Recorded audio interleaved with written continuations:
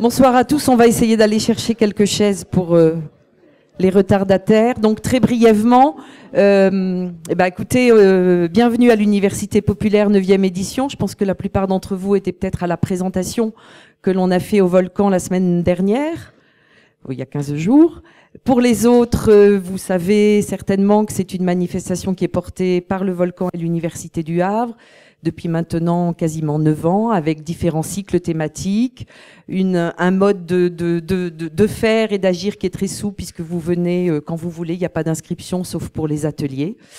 On est ravis de démarrer ce soir avec autant de monde et d'accueillir Jean-Christophe Attias que Véronique va vous présenter. Très vite, vous le savez peut-être, on vous propose dans l'Université populaire d'avoir les regards des universitaires, un savoir sur un thème donné, et à chaque fois qu'on peut le coupler avec le regard des artistes, on vous le propose aussi. Et sachez qu'au Volcan, donc cette semaine, jeudi et vendredi, vous avez le spectacle de Romeo Castellucci, Godan Moses, qui est un spectacle autour de la figure de Moïse. Alors vous allez entendre Jean-Christophe Attias en parler.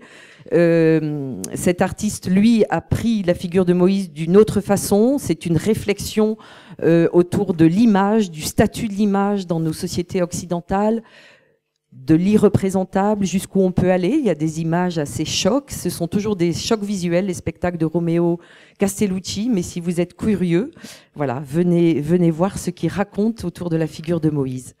Je m'arrête là. Je passe la parole à Bruno qui va vous faire une petite annonce de conférence et puis après à Véronique. Mercredi, ici même, dans cet amphithéâtre, il y aura une conférence sur un thème tout à fait d'actualité puisqu'il portera sur les migrations au Liban. Le thème de cette conférence est exactement le Liban et les flux migratoires, une histoire de départ et d'accueil. Et cette conférence sera donnée par Madame Liliane Barakat, qui est professeure de géographie à l'Université Saint-Joseph de Beyrouth, qui est en visite à l'université cette semaine et qui vous parlera donc de ce phénomène migratoire au Liban, aussi bien pour les départs des Libanais à l'étranger que pour les arrivées, par exemple, des Syriens actuellement dans ce pays qui, vous le savez, accueille un très grand nombre de réfugiés. Donc ça aura lieu mercredi à 18h, ici même. Bien. Donc, il me revient la tâche et le plaisir aussi de présenter Jean-Christophe Attias. Alors, c'est un plaisir et c'est un honneur d'accueillir aujourd'hui Jean-Christophe Attias. Et c'est pas une simple formule de politesse. C'est vraiment un honneur et ne serait-ce que pour 3 raisons. Et un plaisir aussi. La première, c'est parce qu'il a un agenda extrêmement chargé. Jeudi, par exemple, non, samedi 10 octobre à 16h, vous m'arrêtez si je dis une bêtise, mais sur France Culture, dans l'émission Une vie, une œuvre, vous pourrez le retrouver autour de Moïse Fragile. Le 15, pour ceux qui habitent Paris, à la librairie Les Cahiers de Colette, il y aura une signature. 3 jours après, il sera au musée d'histoire du judaïsme, musée d'art et d'histoire du judaïsme, qui se situe à Paris. Je n'en dis pas plus, vous trouverez tous ces renseignements sur Internet. Sur Internet d'ailleurs, vous pourrez aussi trouver, podcaster, l'émission Boomerang de France Inter. Augustin Trapenard avait accueilli Jean-Christophe Attias 2 ou 3 jours après l'obtention du prix Goncourt de la biographie. La deuxième raison pour laquelle c'est une aubaine de le recevoir, c'est que Jean-Christophe Attias ne se contente pas d'être historien des idées, directeur d'études à l'École pratique des hautes études et titulaire de la chaire Pensée juive médiévale. Jean-Christophe Attias, qui est l'auteur des Juifs et la Bible et de Penser le judaïsme, est aussi un intellectuel engagé. Avec sa compagne Esther Benbassa, il a fondé le mouvement Le Paris du vivre ensemble, Paris avec le S entre guillemets. Alors de quoi s'agit-il? Il suffira que je vous cite le titre d'une des journées qu'ils ont organisées pour que vous compreniez ce dont il s'agit. Le 12 mars 2015 avait lieu la journée Juifs et musulmans, retissons le lien. La troisième raison, c'est qu'après après vous être enrichi du savoir de Jean-Christophe Attias sur Moïse, eh bien, comme le rappelait Florence tout à l'heure, vous aurez l'occasion de retrouver cette figure mythique qu'est Moïse les 8 et 9 octobre, donc sur la scène du volcan. C'est un événement exceptionnel. Il me reste juste à vous préciser qu'une signature est organisée après la conférence. C'est une pratique dont nous ne sommes pas coutumiers, comme vous le savez, mais à invité exceptionnel, à semaine exceptionnelle, pratique exceptionnelle. Je vous laisse la parole, Christophe Attias, pour nous présenter Moïse dans tous ses états. Merci. Écoutez, je suis très content d'être au Havre. Ce ne fut pas un effort si terrible à consentir que de venir jusqu'ici. Donc, je suis heureux d'être là, je suis heureux de vous voir nombreux, et j'espère que je serai à la fois capable de me montrer à la hauteur de votre attente et de vous surprendre un peu, tant qu'à faire. Donc, je suis censé vous parler de Moïse, et Moïse est un personnage, semble-t-il, assez à la mode, puisque vous voyez, on vous parle d'un spectacle ici en fin de semaine. Il y aura Moïse et Aaron, l'opéra de Schoenberg, qui sera monté très bientôt à l'Opéra de Paris. Il y a au Musée d'art et d'histoire du judaïsme à Paris une exposition sur Moïse, sur les représentations de Moïse dans la tradition chrétienne et dans la tradition juive. Donc c'est peut-être l'année Moïse, peut-être que c'est l'année pour lui d'une renaissance. En tout cas, il est très populaire, et vous vous souvenez peut-être que vous avez vu, ou que vous auriez pu voir si vous en aviez eu le goût, le dernier film de Ridley Scott sur Moïse, hein, j'en parlerai tout à l'heure, c'était je crois en décembre dernier. Donc vous voyez, Moïse est donc un personnage à la mode, et je pense que la première chose dont je voudrais partir ce soir, c'est que nous avons tous l'impression de bien le connaître. Moïse est un personnage qui n'a jamais entendu parler de Moïse. Moïse est un personnage dont tout le monde s'est emparé, dont les représentations sont nombreuses. Vous avez sûrement dans la tête des images un peu étranges, Moïse avec des cornes, Moïse rayonnant, vous avez Moïse avec ses tables de la loi, vous avez beaucoup de représentations plastiques. Vous avez le fameux Moïse de Michel-Ange, qui n'a pas vu au moins en photo le Moïse de Michel-Ange, qui n'a pas lu ou n'a pas entendu parler de l'interprétation que Sigmund Freud a pu en faire. Donc Moïse est très présent physiquement, si je puis dire. C'est un héros biblique, ça c'est clair. Vous voyez que sur la table, il y a 2 livres seulement. Il y a mon livre au cas où j'aurai un trou de mémoire. Il y a la Bible, parce que ça me rassure, et parce que ça peut servir aussi dès lors que je vais revenir assez régulièrement au texte biblique lui-même. Donc c'est un héros biblique. C'est pas forcément par là qu'on est entré en contact avec lui. C'est pas forcément en lisant la Bible qu'on a le plus eu affaire à lui, parce que qui lit encore la Bible? Il y a beaucoup de passages ennuyeux, je suis d'accord, il faut sauter ces passages, il faut aller droit au but, vers les récits. Oui, c'est aussi bien.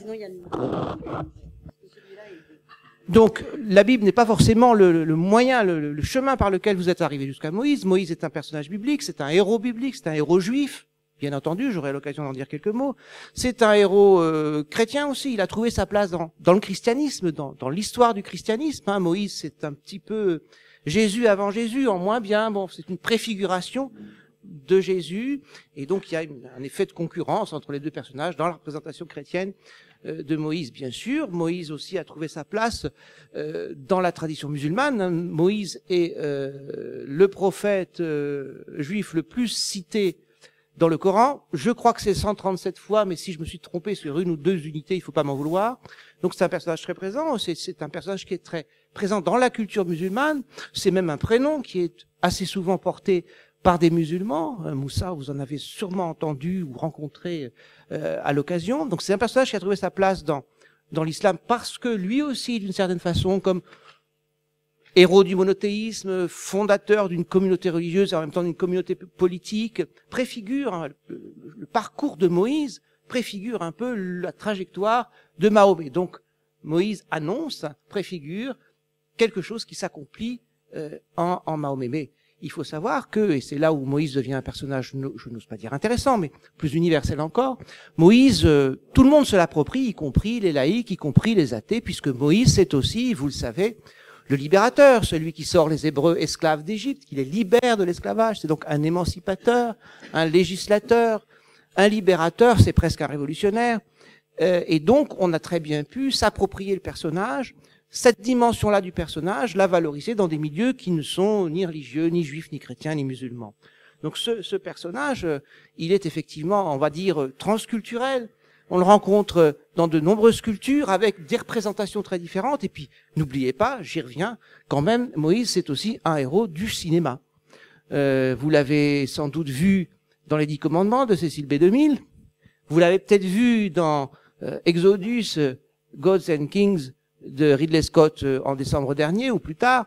Et donc, vous avez des images comme ça de Moïse qui vous hantent un peu, qui encombrent, je sais pas si ça encombre, qui habitent, qui peuplent votre imaginaire. Vous avez Charlton Heston, bien sûr, vous avez, comment il s'appelle, Christian Bale pour le film de Ridley Scott, et vous avez, et là j'entre petit à petit dans mon sujet, vous avez dans l'esprit des personnages athlétiques.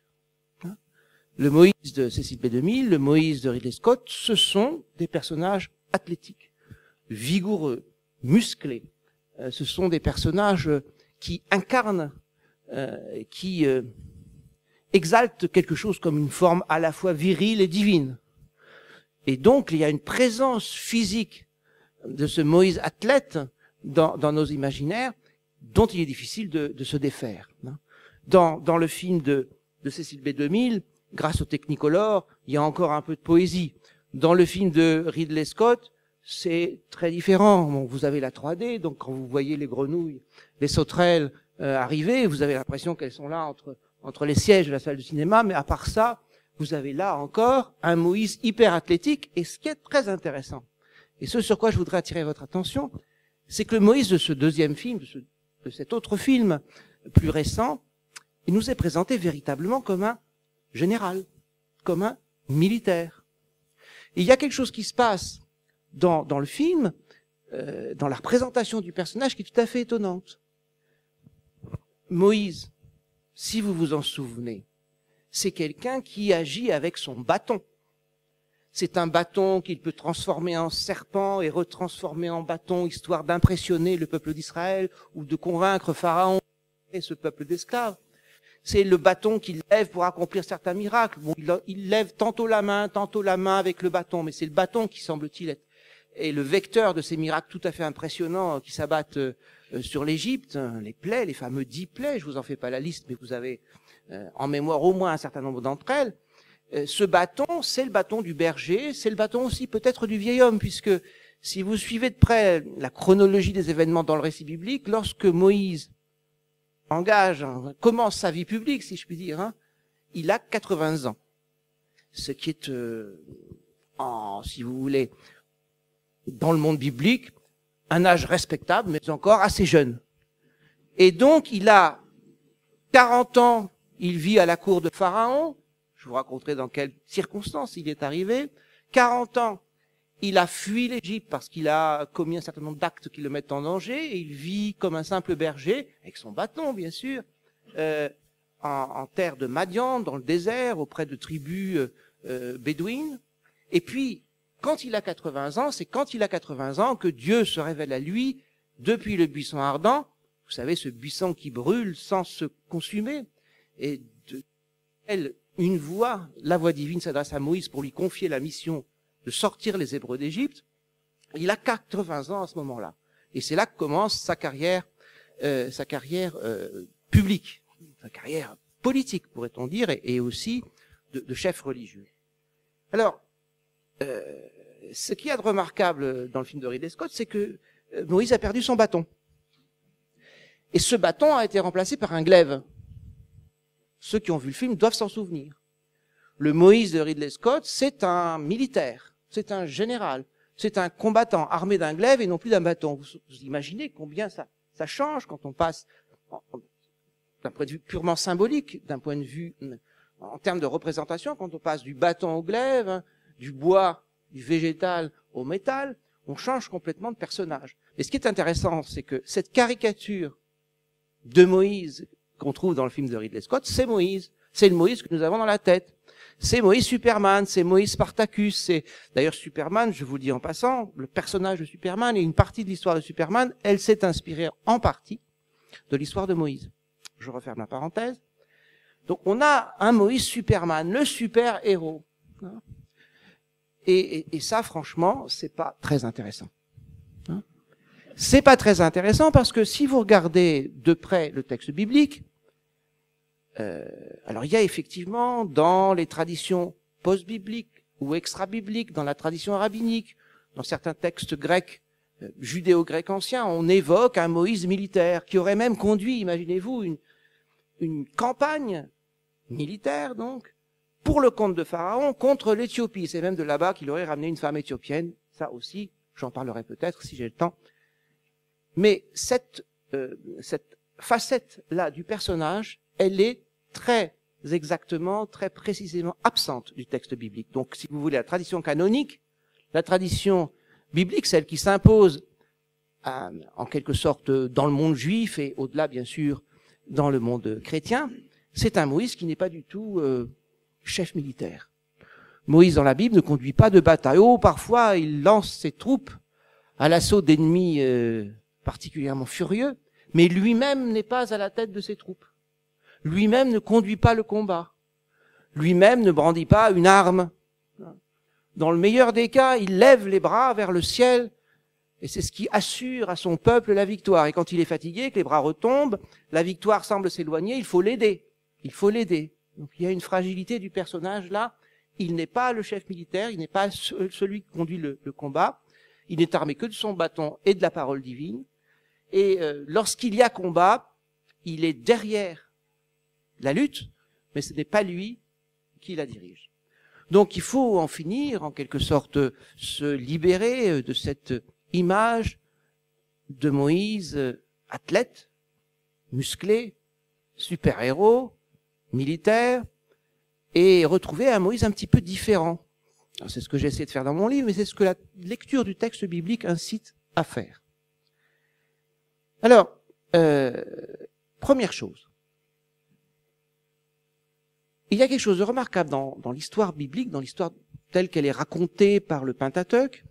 Il y a une vraie présence physique de Moïse. Moïse est bien présent physiquement. Il est un des rares personnages bibliques que l'on décrit ou dont on évoque le corps ou certaines parties du corps. Je vais vous donner plusieurs exemples. Bon, lorsqu'il naît, et il naît en de très mauvaises circonstances, puisque Pharaon a décidé de liquider tous les premiers-nés des Hébreux, lorsqu'il naît, sa mère le trouve beau. Vous me direz, c'est normal, c'est sa mère. Mais cette petite note-là, c'est la première évocation du corps, de l'aspect physique du personnage. Moïse est beau. Et puis vous allez voir tout au long du récit le corps de Moïse très présent. Je vous ai parlé du miracle du bâton qui se transforme en serpent, mais vous en avez un autre très curieux, puisque Moïse hésite à se lancer dans cette aventure, à aller voir ce peuple d'esclaves, déjà un peu rebelle semble-t-il, et Dieu, en quelque sorte, lui fournit un certain nombre de miracles à réaliser qui devraient convaincre ceux à qui il s'adresse. Et il y a un des miracles où c'est cette fois la main de Moïse. La main de Moïse qui est au cœur du récit. Dieu dit à Moïse, voilà, rentre ta main contre ton sein, dans ton giron, et ressort là, et il découvre que sa main est lépreuse. Lépreux, dans l'imaginaire biblique, c'est pas ce qu'on fait de mieux. Et c'est très intéressant de voir que dans le Coran, on a le même récit, mais la main de Moïse ne ressort pas lépreuse, elle ne ressort pas malade, elle ressort blanche, brillante. Donc il y a une gêne manifeste à l'idée que la main de Moïse puisse être lépreuse. Bon, heureusement, le miracle ne s'arrête pas là, puisque Dieu demanda à Moïse de remettre la main dans son giron, et il en ressort saine. Donc il est le porte-parole du Dieu qui guérit. Donc vous avez la main de Moïse. Vous avez ses bras dont je vous ai parlé tout à l'heure. Ça, c'est un événement qui se produit peu après la sortie d'Égypte. Les Hébreux sont attaqués par le peuple d'Amalek. Ils sont pas vraiment au point, ni très en forme. Ils sortent de l'esclavage, d'une fuite, d'une période longue et douloureuse de souffrance. Et ils se font attaquer là, en plein désert, par des militaires professionnels. Hein. Et à ce moment-là, comme je vous l'ai dit, la bataille est conduite par d'autres que par Moïse, mais Moïse se monte sur une hauteur et lève les bras. Et lorsqu'il lève les bras vers le ciel, la victoire approche. Lorsque les bras retombent, la victoire s'éloigne. Bon, à la fin, on l'aide, 2 de ses adjoints, son frère et je crois son beau-frère, qui lui soutiennent les bras, et donc la victoire est assurée. Et on l'assoit sur une pierre parce que vraiment il est fatigué. Ce qui est intéressant, c'est que vous avez la présence des bras de Moïse. Vous avez, ce rôle n'est pas physique simplement. On a bien compris que lever les bras au ciel, c'est plus que de lever les bras au ciel. C'est une forme de prière. Hein. Très bien. Mais il y a cette présence physique de Moïse, de ses bras, et là elle est très ambivalente puisque ce sont des bras qui assurent la victoire, mais ce sont des bras qui fatiguent. Vous avez les bras de Moïse. Vous aurez aussi ses pieds. Hein. J'ai oublié de vous parler des pieds de Moïse puisque lorsque Moïse découvre le buisson ardent et s'en approche, Dieu lui dit « Ah, ne va pas plus loin, déchausse-toi, puisque ce sol que tu vas fouler est un sol sacré. » Donc vous avez aussi les pieds de Moïse, ne vous inquiétez pas. Vous avez les pieds, vous avez les mains, vous avez les bras, et vous aurez beaucoup plus tard le visage de Moïse. Il y a un étrange passage qui nous raconte que Moïse, une fois qu'il est, ça se passe là bien après la sortie d'Égypte, au moment où Dieu donne la loi à son peuple, et notamment les fameuses tables, Moïse redescend de la montagne, il a eu un long entretien avec qui vous savez, pendant 40 jours et 40 nuits, pendant lesquels, semble-t-il, il n'a ni mangé ni bu, et il redescend de la montagne, le visage manifestement transformé.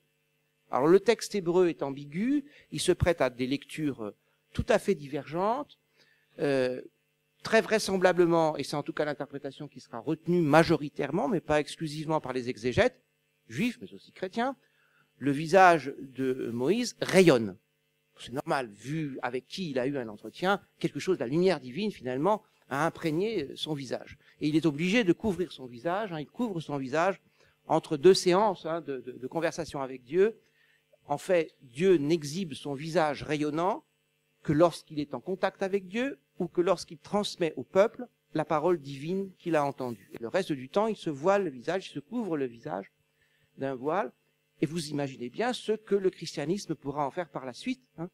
Ce Moïse qui a le visage rayonnant à un moment, mais le visage voilé à un autre moment. Donc un rapport ambigu, ambivalent à la vérité et à sa révélation.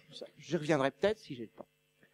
Donc le visage de Moïse, il est peut-être rayonnant. Mais si on lit bien le texte, enfin si on le lit avec peut-être un peu plus de liberté, on peut très bien le comprendre autrement, puisque le mot hébraïque utilisé pour dire, semble-t-il, rayonner, en réalité, dans le texte biblique, nulle part ailleurs, ce mot-là ne veut dire rayonner. Ça veut dire rayonner en hébreu post-biblique, donc bien après la clôture du canon biblique. Donc c'est peut-être une projection, la projection d'un sens post-biblique, donc on va dire récent, enfin relativement récent, sur un texte biblique qui n'avait peut-être pas du tout cette signification. Et donc il y a une autre lecture possible. Le mot qui est utilisé pour évoquer cette transfiguration ou cette transformation du visage de Moïse peut simplement vouloir dire qu'il a des cornes, que son visage est cornu. D'où cette représentation que vous avez souvent rencontrée, très populaire, mais y compris aussi chez les grands artistes, d'un Moïse avec des cornes. Le Moïse de Michel-Ange a des cornes. Moi, elles sont petites, mais elles sont là. Et donc, ce visage, cette tête cornue de Moïse pose évidemment beaucoup de problèmes, tant et si bien que des exégètes, et notamment un exégète juif célèbre dont vous aurez peut-être entendu parler, le grand exégète juif du Moyen-Âge, va trouver en quelque sorte un compromis en disant, voilà, la tête de Moïse, son visage rayonnait de 2 rayons en forme de corne. Alors, ça, vous faites le choix. Et sachez qu'il y a aussi une lecture hérétique, d'un juif hérétique au Moyen-Âge, donc pas quelqu'un de recommandable, mais qui, moi, personnellement, m'intéresse beaucoup plus, selon laquelle on pourrait même comprendre ce passage comme signifiant que, descendant de la montagne, n'ayant rien bu ni mangé pendant 40 jours, Moïse, a le visage racorni. racorni. Hein. Donc il y a l'idée d'une dégradation en quelque sorte du corps du personnage. Bon, c'est une façon bien sûr de le discréditer, de le diminuer aux yeux de ses admirateurs. Mais vous voyez les enjeux qu'il y a autour du visage de Moïse. J'espère que je ne vais pas oublier, il y a évidemment, tout à la fin du récit, à la fin du Pentateuque, donc le Pentateuque, ce sont les 5 premiers livres de la Bible, la Genèse qui raconte l'histoire du monde, de la création du monde jusqu'à la migration des Hébreux en Égypte, et puis les 4 livres suivants, à partir de l'Exode jusqu'au Deutéronome, c'est l'histoire des Hébreux en Égypte, puis sortant d'Égypte, recevant la loi sur le mont Sinaï, traversant le désert, enfin plutôt y tournant en permanence pendant 40 ans, jusqu'à la mort de Moïse. Et vous pouvez aussi lire ces 4 livres, non seulement comme l'histoire des Hébreux en Égypte et au désert, mais aussi comme une biographie de Moïse. Alors à la fin, tout à la fin, on évoque à nouveau le corps de Moïse. Et qu'est-ce qu'on nous dit? Il a 120 ans, je vous ai dit, c'est une vie en 3 fois 4 décennies. À 120 ans, Moïse meurt. Mais selon toute vraisemblance, enfin si on peut appeler ça une vraisemblance, Moïse ne meurt pas de vieillesse, puisque le texte nous dit que sa vigueur ne s'était pas épuisée et que son regard était toujours aussi vif. Donc Moïse meurt, si j'ose dire, en pleine forme. Il ne meurt pas de vieillesse, d'épuisement, mais ça j'y reviendrai sans doute, il meurt par ce moment. Parce qu'il doit mourir. Je vais revenir à cela, je vais revenir là-dessus, forcément. Et donc, cette présence du corps de Moïse est tout à fait impressionnante. Mais il y en a une qui n'est peut-être pas suffisamment relevée par les lecteurs du texte biblique, qui n'a jamais été reprise, évidemment, par les réalisateurs de cinéma, c'est que Moïse, semble-t-il, et c'est d'ailleurs un des arguments qu'il oppose à Dieu lorsque Dieu, du l'histoire d'Or, lui dit, voilà, je te confie cette mission, tu vas faire ça, bon, ça ne tente pas du tout Moïse. Moïse essaye par différents arguments de convaincre Dieu de le laisser tranquille et de se choisir un autre messager. Et l'un des arguments qu'il utilise, c'est l'argument suivant, je ne suis pas un homme de parole. Bon. Et puis, dans le texte, d'autres expressions apparaissent pour exprimer cette difficulté, cette gêne. Je ne suis pas un homme de parole. J'ai la bouche ou la langue pesante, ou j'ai la bouche incirconspecte. Hein? Vous allez me dire, bon, tout ça n'est pas très clair, ça veut dire quoi exactement? Évidemment, c'est pas clair, mais quand c'est pas clair, c'est intéressant. Quand c'est pas clair, les exégètes se mettent au travail et font tout ce qu'il faut pour tirer le maximum de l'obscurité qu'ils ont rencontrée. Hein. Vous savez, dans la tradition rabbinique, il y a une formule qui évoque ces versets-là un peu obscurs, un peu étranges. Parce que curieusement, les derniers rédacteurs du texte biblique n'ont manifestement pas bien fini le travail. Ils ont laissé les coutures, ils ont laissé les contradictions, ils ont laissé beaucoup de passages obscurs. Et ces passages obscurs, c'est évidemment le délice des commentateurs. Et en hébreu rabbinique, on dit parfois d'un verset que ce verset nous dit darsheni, à savoir fais effort pour m'interpréter. Et si je me souviens bien, Augustin dit à peu près la même chose. Il y a des versets, il y a des textes bibliques, donc là on est en tradition chrétienne, par lesquels Dieu nous cligne de l'œil. À savoir, il sollicite en quelque sorte du commentateur un effort particulier. Donc, ce passage obscur concernant la bouche, les lèvres, la langue de Moïse va évidemment susciter bien des exégèses. Alors, évidemment, c'est un peu gênant. On va expliquer cela. Il n'avait pas l'habitude de prendre la parole en public. Ça faisait déjà 40 ans qu'il vivait plus en Égypte. Il avait peut-être oublié la langue de l'Égypte. Ou il serait peut-être, c'était un homme émotif, capable de perdre ses moyens, son éloquence face à Pharaon, allez savoir. Ou peut-être simplement, et ça c'est une proposition faite par un penseur juif de tradition judéo-grecque, donc Philon. Philon dit oui, non, enfin c'est Moïse s'imaginait que sa propre éloquence serait toujours en deçà de l'éloquence qui serait requise pour transmettre une parole divine. C'est beau. Et ça sauve Moïse d'un problème.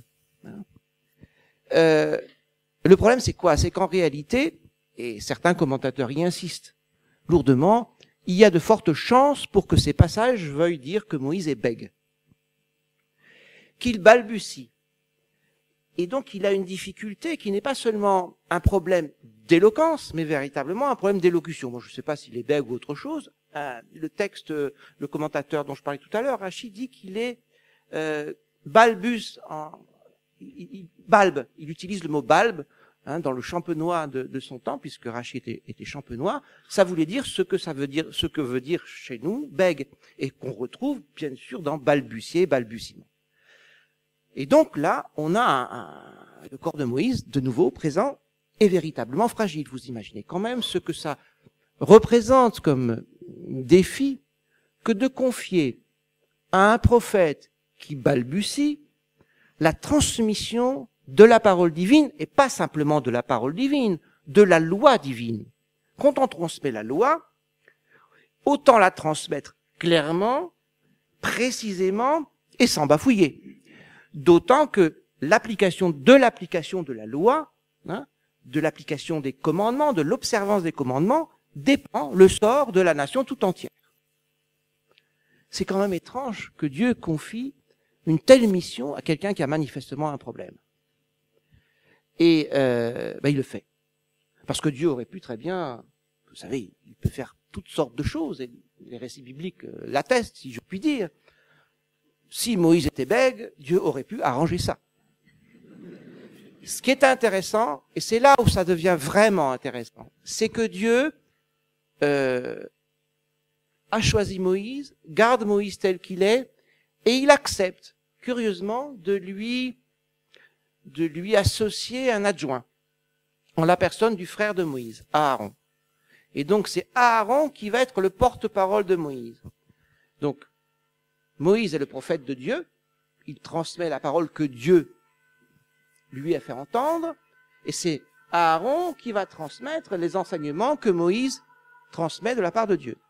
Donc, de la même façon que Moïse est le prophète de Dieu, Aaron, et le texte biblique le dit comme ça, devient le prophète de Moïse.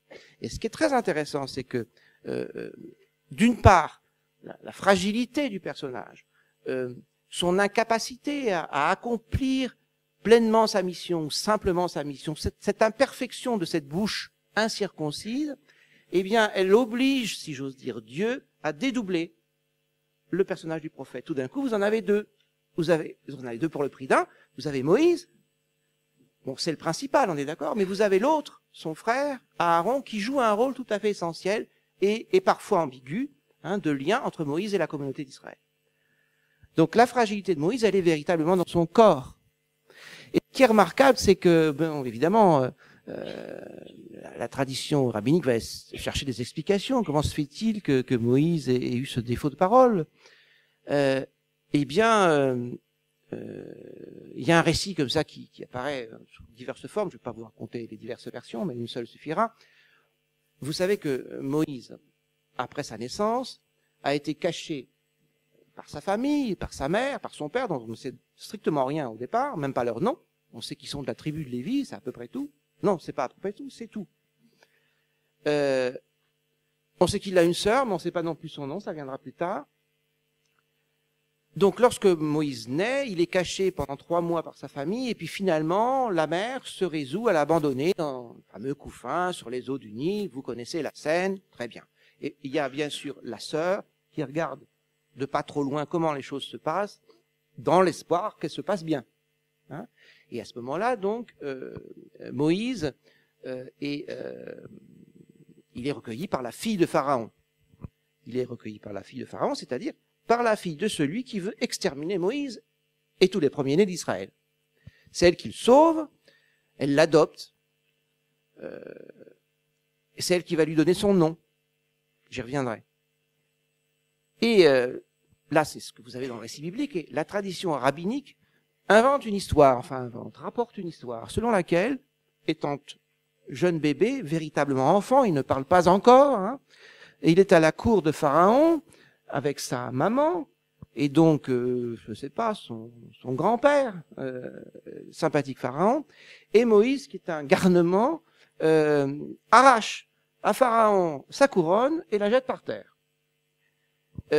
Bon, ça jette un froid, évidemment. Ça inquiète Pharaon, les courtisans, les magiciens de la cour, qui tous pensent que c'est un signe, et que c'est un très mauvais signe, que cet enfant est peut-être, et vous connaissez cette histoire, on la retrouvera beaucoup plus tard, hein, de cet enfant viendra peut-être la chute pour Pharaon et pour l'Égypte. Et à ce moment-là, il y a un ange qui intervient, parce que Dieu veille quand même, un ange qui intervient et qui va en quelque sorte sauver Moïse d'une enfant d'un péril imminent. Et comment? Il va dire, voilà, on va faire un test. Peut-être simplement c'est un geste de bébé, pas très malin, pas spécialement doué. Il a vu la couronne, il l'a jeté par terre, il aurait pu jeter autre chose. C'est un acte sans signification, c'est l'acte d'un enfant. Bon, il n'a pas fait de psychanalyse apparemment, cet ange-là, mais peu importe.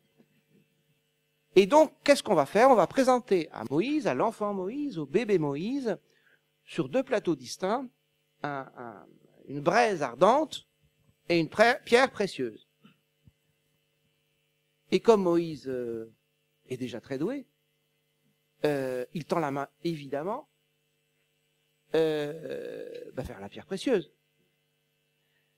Jusqu'à ce que l'ange, de manière tout à fait invisible, intervienne et détourne sa main vers la braise, si bien que Moïse se saisit de la braise et la porte à la bouche. Ce qui explique le défaut de parole dont il sera affecté par la suite. Mais ce passage, ça vous fait sourire, d'ailleurs c'est aussi fait pour ça, est une autre façon d'évoquer la fragilité du personnage, le danger auquel il est exposé en permanence et auquel il est physiquement exposé. Donc Moïse, incirconcis des lèvres, curieusement, il est peut-être incirconcis tout court, si je puis dire. Puisque, à la différence de si vous avez par exemple le récit de la naissance d'Isaac, hein, eh bien Isaac, il naît, et au bout de 8 jours, Abraham le circoncis, lui donne son nom, enfin tout est en ordre. Lorsque Moïse naît, donc beaucoup plus tard, en Égypte, c'est très étrange, les parents ne lui donnent pas de nom, et il n'est nulle part évoqué qu'il a été circoncis. Alors, vous avez 2 manières, hein, les exégètes trouvent 2 façons, la tradition trouve 2 façons de résoudre le problème. Soit, bon, on ne vous a pas tout dit, mais en réalité, il a bien été circoncis au bout de 8 jours, et on lui a donné un nom bien hébreu, Yekutiel, très bien. Puis vous avez une autre tradition qui, au contraire, affirme que Moïse n'a pas été circoncis pour une raison toute simple, c'est qu'il est né circoncis. Et donc, il n'était pas nécessaire d'en faire plus. C'est un signe, alors c'est paradoxal, c'est un signe de perfection supérieure et en même temps c'est une imperfection. Hein, puisque le corps de Moïse ne permet pas la mise en œuvre, la pratique, l'observance d'un commandement majeur du judaïsme qui est la circoncision. Donc ça c'est une imperfection quelque part. Mais en même temps c'est une perfection du corps de Moïse qui n'a même pas besoin, pour être parfait, de la circoncision. Donc vous voyez combien le corps de Moïse est présent de manière étonnante dans l'histoire telle qu'elle est racontée par la Bible, dans de nombreux récits qui ont ensuite brodé autour de cette histoire et qui l'ont enrichi. Il y a une présence du corps de Moïse et le corps de Moïse est toujours fragile. Le corps de Moïse est toujours fragile et c'est donc le premier point sur lequel je voulais attirer votre attention. Deuxième élément de fragilité du personnage, ça vous aura pas échappé, il a un petit problème identitaire. Il naît d'une famille hébreu, donc excusez-moi de faire des allusions à des choses un peu récentes, mais c'est pas du tout l'idéal de la manif pour tous, puisque Moïse naît d'un père et d'une mère hébreu, ça fait déjà un papa et une maman, il est abandonné par sa mère biologique, il est recueilli par une mère adoptive, qui est la fille de Pharaon. Et vous vous imaginez que ça s'arrête peut-être là, mais pas du tout. La fille de Pharaon va prendre comme nourrice du bébé sa mère biologique. D'accord? Et le texte biblique laisse entendre que le nom de Moïse lui a été donné par sa mère égyptienne. Vous savez, la nomination, c'est quelque chose, hein, dans la tradition biblique, et au-delà, dans la tradition sémitique. Hein. Le nom qu'on porte, c'est le destin que vous allez avoir. Le nom porté annonce le destin de celui qui le porte. Curieusement, ce ne sont pas les parents hébreux qui vont nommer l'enfant, semble-t-il. C'est la fille de Pharaon, qui va l'appeler Moshe. Alors Moshe, c'est très vraisemblablement un nom égyptien, mais la tradition biblique en a fait un nom hébreu et a donné un sens hébraïque à ce Moshe, à ce terme qui est manifestement d'origine égyptienne, mais qui est en quelque sorte hébraïsé, hein, naturalisé. Mais là, évidemment, ça pose un problème, puisque c'est curieux, cette princesse égyptienne qui réussit à donner un prénom en hébreu à son enfant adopté. Si bien que certains commentateurs vont un petit peu triturer les textes pour faire en sorte que finalement ce nom-là ne lui soit pas donné par la mère adoptive, mais par la nourrice, qui est en fait la mère biologique. Je n'entre pas dans le détail, ça vous pourrez trouver dans le livre, ça manque pas de sel. Donc vous avez un personnage, et Moïse, ça veut dire quoi? Si on considère que c'est un mot hébreu. Alors, la fille de Pharaon aurait dit, voilà, je t'appelle Moshe, Moïse, parce que je l'ai tiré, Meshitihu, des eaux. Hein, y a un verbe en hébreu, Moshe, qui veut dire tirer d'eux. Le seul problème dans cette affaire, c'est que c'est l'action de tirer, pas l'action d'être tiré. Donc Moïse n'est désigné comme tel, comme Moïse, pas parce qu'il a été retiré des eaux du Nil par sa mère adoptive, mais parce que lui-même, semble-t-il, et c'est là où le nom prend tout son sens, tirera des eaux. Hein, donc Moïse, c'est pas celui qui a été tiré des eaux, c'est celui qui retire des eaux. Les Hébreux, par exemple, lorsqu'ils traverseront la mer Rouge. Mais la mer, ça peut être aussi l'esclavage, hein, duquel Moïse va sortir les Hébreux. Donc il y a une ambiguïté identitaire du personnage qui se manifeste étrangement. Vous savez, Moïse, passe 40 ans à la cour de Pharaon, il est semble-t-il élevé comme un prince du lieu. Et puis le texte biblique dit très vite comme ça que il retourne parmi ses frères. Alors vous pensez que c'est les Hébreux, c'est vraisemblablement les Hébreux. Et il voit leur souffrance. Et puis il intervient dans leur vie. Vous vous souvenez de ces événements qui sont fondateurs pour le personnage, hein. Il voit un contremaître égyptien frapper un esclave hébreu. Moïse ne fait ni une ni deux. Il regarde à droite, à gauche, il n'y a personne, il tue l'Égyptien. Et il l'enterre. Alors vous avez l'impression qu'il a choisi en quelque sorte, hein, entre ces deux identités, l'égyptienne et l'hébreu, qu'il a choisi. Pas si simple, puisque immédiatement après, le récit poursuit en évoquant Moïse intervenant dans une querelle qui oppose deux Hébreux. Hein? Et bon, il se fait promener par les deux Hébreux, mais on a là aussi un personnage qui, au-delà de la reconnaissance, enfin, de son identification à ses frères, s'identifie peut-être davantage à une notion plus abstraite qui est celle de la justice.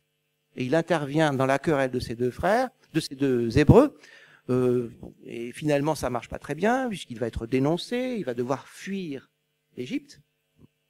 Et qu'est-ce qu'il fait? Troisième événement fondateur, il intervient plus tard, il a fui l'Égypte, il s'est réfugié au pays de Madian, il s'assoit au bord d'un puits, d'une fontaine, bon ça c'est un classique, hein, de l'histoire biblique, et puis viennent là deux jeunes femmes, elles viennent là faire boire leur troupeau, et il y a des pasteurs du lieu violents et désagréables qui les agressent. Et Moïse, ni une ni deux, intervient et sauve ces jeunes femmes de la main de ces pâtres violents. Et les deux camps, hein, les deux personnages, ou groupes de personnages en opposition, ce sont ni des Hébreux ni des Égyptiens. Ce sont des gens de Madian. D'ailleurs, Moïse en tirera un bénéfice puisqu'il sera recueilli par le père de ces jeunes femmes, il épousera l'une d'entre elles, j'y reviendrai. Et qu'est-ce que font les filles de Jéthro? Donc c'est Jéthro qui est un prêtre local de Madian. Elles racontent à leur père que quelqu'un les a sauvées, hein, de l'agression de ces bergers. Et elles utilisent une expression étrange, elles disent « Ish Mitzri », un homme égyptien nous a sauvés. Ah, c'est un homme égyptien. C'est un Hébreu ou c'est un Égyptien? Il est perçu comme égyptien par ceux qui ne sont ni hébreux ni égyptiens, d'accord? Alors les rabbins auront toujours un petit problème avec ça, ils vont essayer d'arranger la chose en disant mais non, il était habillé en égyptien. Je pense que c'est plus intéressant de penser qu'il était perçu comme un égyptien et que lui-même pouvait se percevoir comme tel. Et donc cette ambiguïté identitaire du personnage, ni juif, ni hébreu, ni simplement égyptien, elle se traduit à de nombreuses reprises dans le cours du récit, et elle est en quelque sorte, elle est surmontée, cette ambiguïté, par une expression qui revient à plusieurs reprises dans le Pentateuque, 4 ou 5 fois, où Moïse est simplement désigné comme Haïsh, l'homme Moïse. L'homme Moïse. Et là, tout à coup, il n'est ni hébreu, ni égyptien, ni ce que vous voulez, il est simplement homme. Et ça confère immédiatement au personnage une dimension d'universalité tout à fait exceptionnelle et qui peut, en partie seulement, expliquer sa fortune bien au-delà de la tradition biblique ou de la tradition juive, mais aussi dans d'autres cultures, dans d'autres traditions, y compris dans le monde laïque et athée dont je vous parlais tout à l'heure. Donc cette ambiguïté identitaire de Moïse, c'est sa fragilité et c'est en même temps sa force. Ça, c'est le deuxième point sur lequel je voulais insister. Troisième point. Si on regarde bien comment le récit est raconté, comment les choses sont évoquées, Moïse est toujours en danger. Il est toujours en danger de mort. Il est en danger le jour de sa naissance, puisqu'en principe, il doit être mis à mort comme tout premier-né mâle des Hébreux.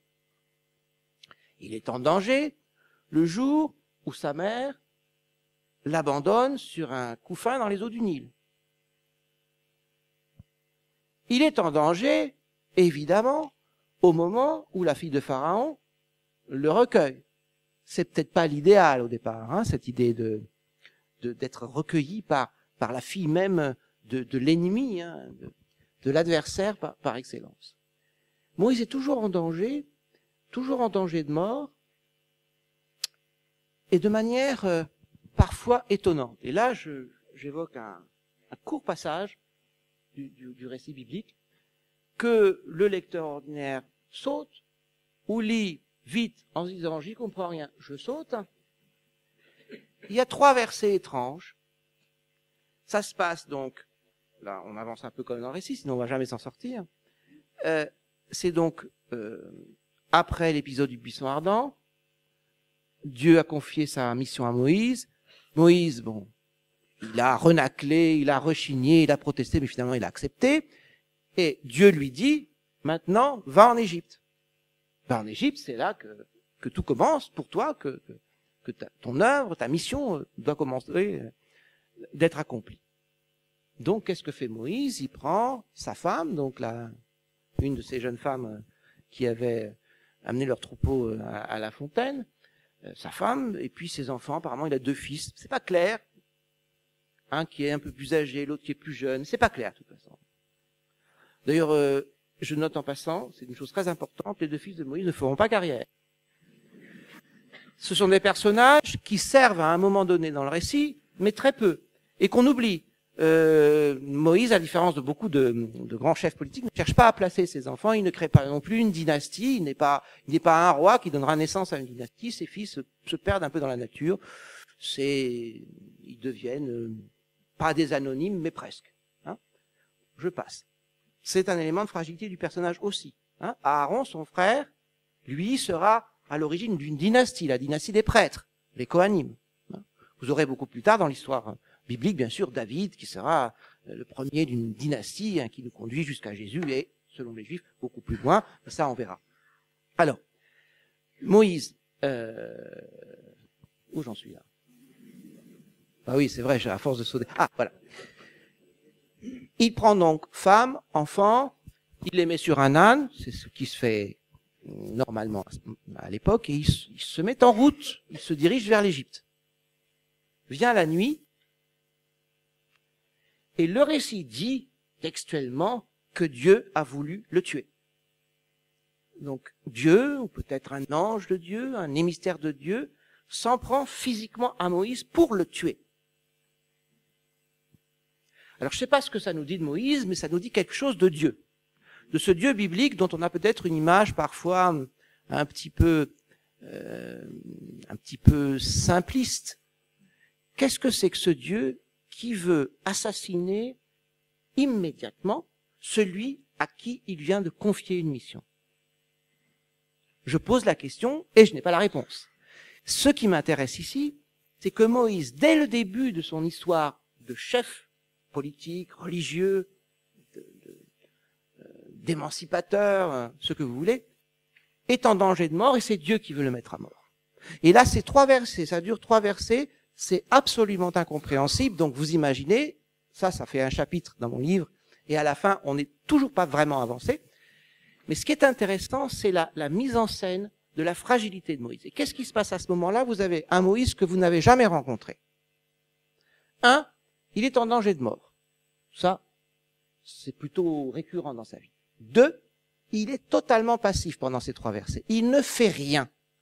Moïse, passif, non actif, absent. Il ne dit rien. Ça aussi, c'est un Moïse dont vous n'avez pas l'habitude. Il ne fait rien, il ne dit rien. Il est passif et il est muet. Et il est en danger de mort. Et qui va le sauver? Sa femme. Là, elle a un nom, elle s'appelle Séphora. C'est elle qui va le sauver. On ne sait pas très bien comment. Enfin, le récit semble dire qu'elle circoncis l'un de leurs fils qui n'était pas circoncis. Hein, donc, elle prend un caillou un peu tranchant, et puis apparemment, elle circoncis l'un de ses fils. Moïse avait oublié, enfin, je sais pas.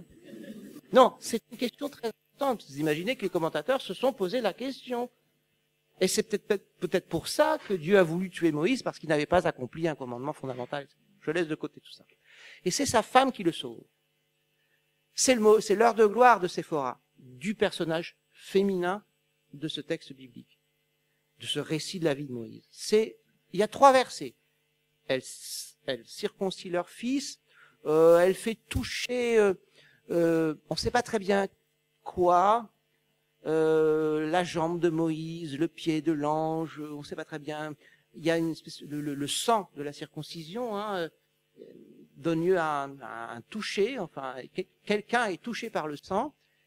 Et là, Séphora, qui ne dit jamais rien, ni avant, ni après, dit 2 phrases. Totalement incompréhensibles, je vous le concède, mais c'est donc, vous avez là un personnage féminin, actif, qui accomplit un rite éminemment viril, pratiqué en principe par les hommes, et puis sur les hommes, bien sûr. Et c'est un acte accompli donc par une femme étrangère, qui n'est ni égyptienne ni hébreu, mais madianite, et qui sauve la vie du prophète. Puisque, une fois que cela est fait, cette chose un peu obscure est faite, eh bien, Dieu relâche Moïse, qui peut reprendre son chemin. Et là, je pense que, en réalité, toute ma réflexion sur Moïse, et le personnage de Moïse, est partie de ce petit passage, de ce très court passage de 3 versets, totalement obscurs. Parce que c'est un autre Moïse, c'est un Moïse en négatif. Un Moïse qui se tait, un Moïse qui n'agit pas, un Moïse qui va mourir et qui est sauvé par une femme. Il y a là, alors, vous pouvez retrouver dans le récit biblique d'autres circonstances dans lesquelles Moïse est en danger de mort. À noter quand même que Moïse est toujours sauvé par des femmes. Par sa mère qui le cache, par la fille de Pharaon qui le recueille, par sa sœur qui surveille le couffin sur le Nil, par sa femme, je viens de l'expliquer. Donc il y a une dimension là sur laquelle je reviendrai très vite. Donc Moïse est toujours en danger de mort. Il ne faudrait pas qu'il commence à nous ressembler. Hein, cette fragilité du personnage est l'attestation de son humanité. Et le récit biblique refuse de gommer cette dimension-là de la fragilité du personnage. Alors évidemment, la tradition exégétique va parfois essayer de corriger, d'enjoliver, d'atténuer, sans jamais totalement évacuer cette difficulté, et parfois même en la soulignant. Alors, Moïse, j'y arrive puisque je l'ai laissé entrevoir là, en insistant sur l'importance des femmes dans le destin de Moïse. Parce que quand vous regardez le film de Ridley Scott et la mourette avec Séphora, non, c'est franchement ridicule. Hein. Et puis ils ont des dialogues vaguement théologiques à un moment donné, on n'y comprend pas grand-chose. Elle a rien compris manifestement. Et ce passage dont je vous parle, il a disparu. Hein. Il me semble pas que ça soit dans le film de Cécile B2000, c'est pas dans le film de Ridley Scott, c'est pas dans beaucoup de récits, parce qu'on a beaucoup de récits romancés de la vie de Moïse. C'est curieux, ce passage disparaît. Je songe, j'ai lu encore récemment la loi de Thomas Mann. La loi de Thomas Mann, c'est un court récit, c'est une nouvelle qui est en fait une évocation de Moïse. Je n'ai pas trouvé. Vous avez aussi un romancier yiddish du XXe siècle qui a fait une vie de Moïse. Alors il le présente comme hyper costaud là pour le coup. Hein. C'est pas des mains qu'il a, c'est des battoirs. Enfin. Et ce passage-là, je l'ai pas retrouvé non plus. C'est très intéressant de voir comment ce passage-là est évacué parce qu'il est incompréhensible. Mais il devient compréhensible lorsqu'il l'engage à restituer à Moïse cette dimension d'humanité et de fragilité du personnage. Alors, vous savez que Moïse, c'est un personnage ambigu aussi comme leader. Il ressemble pas trop à ce que nous connaissons par ailleurs. Bon, déjà, il est constant. Ce qui n'est pas forcément le cas de ce que nous connaissons par ailleurs. Et là, je le dis sans viser personne en particulier. Enfin, je vise tout le monde en général. Il est constant et surtout, il rechigne à la tâche. C'est un rôle qu'il refuse. Bon, tous, ils vous le disent, hein, qu'ils y vont parce qu'il faut, parce que le devoir les appelle, parce que la nation les attend, mais très bien. C'est de la rhétorique. Chez Moïse, c'est pas de la rhétorique. Hein. C'est un refus. En plus, il refuse à Dieu quand même. Il crée avec Dieu un rapport de force qui, bon, Dieu finit toujours par être le plus fort, mais quoique ce ne soit pas si certain que ça. Le premier acte de Moïse, homme libre, c'est de refuser la mission que Dieu veut lui confier.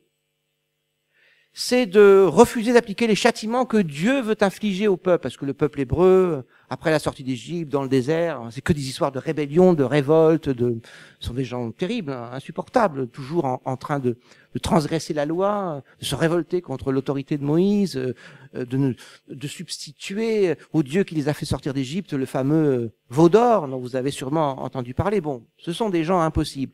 Eh bien, Moïse est pris entre ce Dieu impossible, il faut bien le reconnaître, hein, ce Dieu qui veut le tuer tout de suite là, et puis ce peuple impossible. Il est entre les deux. Et à plusieurs reprises dans le récit biblique, donc dès le départ, je n'ai pas besoin de le rappeler, mais à plusieurs reprises après, Moïse entre dans des négociations très dures avec son Dieu, soit pour tenter d'obtenir le pardon des fautes du peuple, l'annulation de la peine qui a été édictée, du verdict qui a été édicté par Dieu, le châtiment, hein, il essaye de leur éviter le châtiment. Donc il a un rôle d'intercesseur particulièrement difficile, parce que de toute façon, de l'autre côté, ceux en faveur de qui il intercède sont aussi des gens qui se révoltent contre lui. Et Moïse, à plusieurs reprises dans le récit, veut renoncer. Il veut renoncer, et il le dit. Il y a il y a plusieurs épisodes comme ça où Moïse dit bon, écoute, c'est bon, j'arrête là, tu t'en occupes. Enfin, il le dit pas comme ça, hein. Mais c'est ça que ça veut dire. Et ce renoncement, il peut parfois être très très fort, très dur, mais il est ambigu parce qu'évidemment, c'est un élément de chantage, osons le dire, hein, dans le dialogue de Moïse avec Dieu. Mais cette idée que Moïse est sur le point de renoncer n'est pas seulement un argument qu'il fait valoir pour essayer d'obtenir quelque chose. D'ailleurs, il n'obtient pas tout. Il n'obtient pas l'annulation, l'effacement du péché. Par exemple, le péché du veau d'or ne sera pas effacé. Il n'obtient pas l'annulation de la peine, éventuellement une réduction de peine ou, disons, une application sur le long terme de la peine. Hein.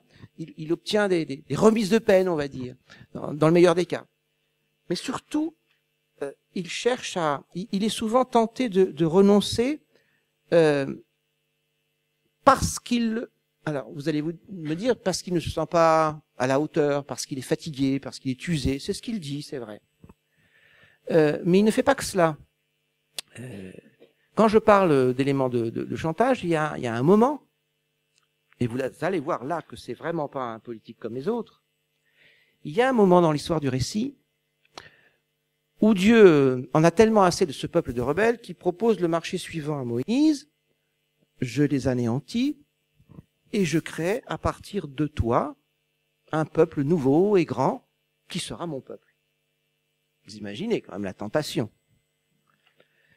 Et là, il y a quelque chose de fascinant dans le récit qui souligne l'ambiguïté du personnage. Moïse ne répond pas à cette proposition. Il ne répond pas. Alors évidemment, dans la tradition rabbinique, il y aura des récits où le dialogue est enrichi, mais il ne répond pas à cette proposition de Dieu. Il la refuse implicitement. Et il dit: je préfère que tu m'effaces du livre de ta Torah que de voir ce malheur. Je traduis, mais très librement, un passage, là encore, un peu obscur, même très obscur.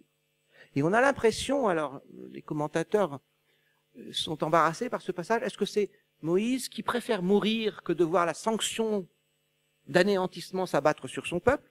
C'est fort compréhensible, c'est très humain. Ou est-ce que c'est pas plus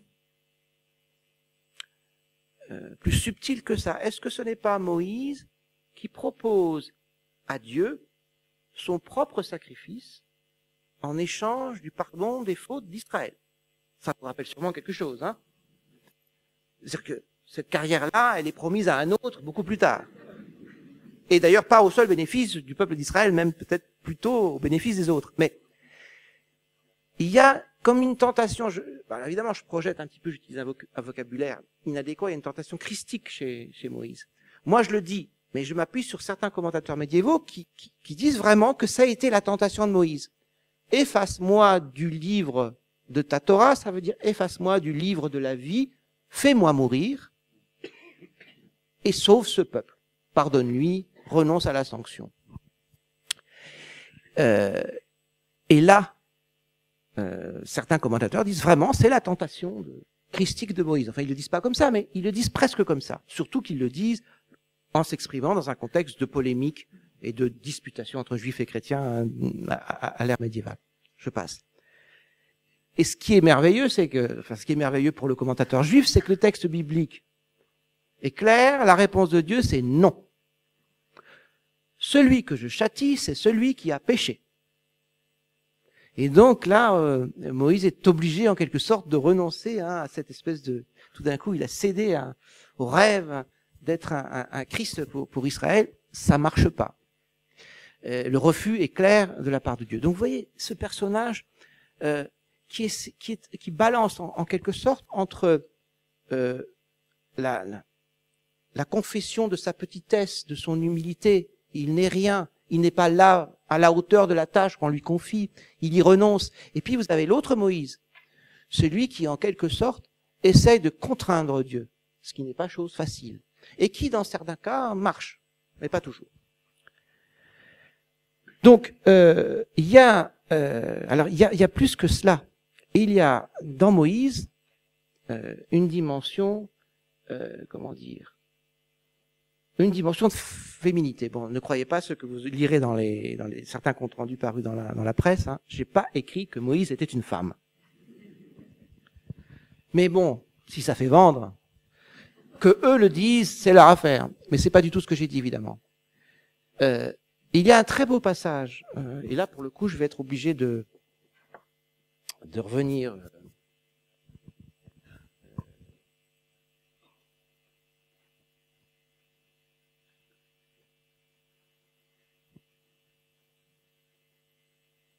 Voilà. Vous allez voir, c'est pas la vie de Moïse, c'est pas un long fleuve tranquille. Voilà ce que dit Moïse à Dieu. Pourquoi as-tu rendu ton serviteur malheureux? Il parle à Dieu, hein. Pourquoi n'ai-je pas trouvé grâce à tes yeux et m'as-tu imposé le fardeau de tout ce peuple? Est-ce donc moi qui ai conçu, je souligne, tout ce peuple, moi qui l'ai enfanté, je souligne, pour que tu me dises, porte-le dans ton sein, je souligne. Comme le nourricier porte le nourrisson, jusqu'au pays que tu as promis par serment à ses pères. Où trouverai-je la chair pour tout ce peuple qui m'assaille de ses pleurs en disant, donne-nous de la chair à manger, où ces gens ont toujours faim ou soif, et il faut les nourrir et les abreuver. Il y a dans la formulation quelque chose d'extraordinairement ambigu. C'est au masculin, on est d'accord. Mais dans la culture dont nous parlons, dans l'univers dont nous parlons, Moïse définit, pour la rejeter, certes, mais il définit sa fonction, son rôle, en termes véritablement féminins.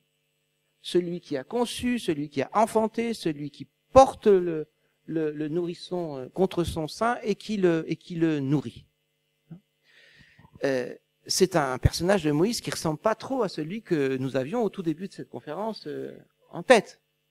Vous avez un Moïse qui, indirectement, semble se dédoubler en Moïse masculin et Moïse féminin. Bon, aujourd'hui, ça pose pas de problème. Les rôles ne sont pas si définis ni si tranchés, fort heureusement, dans le monde où nous vivons. Mais ce qui est intéressant, c'est qu'en contexte biblique, mais au-delà, vous allez le voir en contexte médiéval, cette féminisation du personnage, elle est loin d'aller de soi, et elle est d'autant plus précieuse. Il y a 2 passages dans le texte biblique où Moïse parle de lui au féminin. Il se trompe de pronom. Parce qu'en hébreu, le pronom je, tu a son masculin et son féminin. Et à 2 reprises, Moïse parle de lui-même au féminin. Il n'y a pas de différence, par exemple, entre toi masculin, ata, et toi féminin, at. Il n'y a pas grande différence. Il y a une syllabe de plus, il y a une lettre de plus à la fin, il y a un a. Et pour un prophète qui bafouille, bon, sous le coup de l'émotion, on peut bien imaginer qu'il s'est trompé. Enfin bon. Mais évidemment, les commentateurs ne peuvent pas admettre une chose pareille. On parle de textes bibliques, divinement inspirés. Si c'est au féminin, par ailleurs, il ne faut pas s'imaginer que la grammaire biblique, elle est aussi simple, aussi claire que cela. Mais les commentateurs médiévaux, eux, se sont plu, enfin certains d'entre eux, à souligner ces 2 moments où Moïse parle de lui-même au féminin. Alors évidemment, ils le font d'une manière qui ne va pas nous plaire. Ils disent, l'un d'entre eux dit en tout cas que sa force s'est affaiblie comme celle d'une femme. Bon, il vit un moment difficile, il se révèle faible, fragile et donc féminin. Donc ça, c'est pas franchement féministe comme lecture. On est d'accord. Mais nous, on est là pour prolonger, enfin pour poursuivre en quelque sorte l'exégèse, pour la renouveler, pour l'enrichir de ce qui nous fait, de ce qui nous inspire. Et quand on regarde bien les contextes où ces moments de féminisation apparente du personnage interviennent, ce sont des contextes où Moïse refuse de porter seul la charge qui lui est confiée. Et il demande à être secondé. Donc, Moïse se féminise lorsqu'il définit un autre rapport au pouvoir, et qui n'est, j'insiste encore une fois, pas exactement celui de ceux dont je parlais tout à l'heure, nos hommes politiques notamment. Il y a une demande de partage du pouvoir qui s'exprime à ces moments-là, et à ces moments-là, Moïse parle de lui-même au féminin. Donc la féminisation n'est pas seulement un affaiblissement de la force de Moïse qui deviendrait donc telle une faible femme. Ça c'est, bon, les commentateurs médiévaux peuvent bien penser ça, mais nous on n'est pas obligé de les suivre là-dessus. Il se féminise dans des circonstances où il refuse le non-partage du pouvoir. Là, ça commence à être nettement plus intéressant. Par ailleurs, féminiser Moïse, je ne vois pas pourquoi on s'y refuserait a priori. Si Moïse est, comme je le disais au tout début de mon intervention, un personnage universel, qui parle à tout le monde, héros biblique, juif, chrétien, musulman, agnostique, athée, tout ce que vous voulez, il ne peut pas parler qu'aux hommes. Il parle forcément aux femmes. Ou alors, ça sert à quoi? On n'est toujours pas dans l'universel. Donc cette féminisation du personnage, elle est loin d'être anecdotique et je pense qu'elle est au contraire essentielle. Donc c'est un élément de fragilité, on est d'accord, c'est la petite concession que je ferai à mon prédécesseur médiéval, qui est beaucoup plus doué et surtout qui a beaucoup plus d'autorité que moi, mais c'est la seule. Parce qu'en réalité, cette fragilité, c'est la reconnaissance de l'incapacité de l'homme, en l'occurrence, de l'homme Moïse, à assumer seul la charge qui lui est confiée. Ça devient nettement plus intéressant. Enfin, je crois qu'il va falloir que je m'approche doucement de la mort de Moïse. Vous savez que Moïse meurt à la fin, comme je l'ai dit, en pleine forme. Et ce qui est intéressant, c'est que, bon, il n'a pas tellement envie, hein.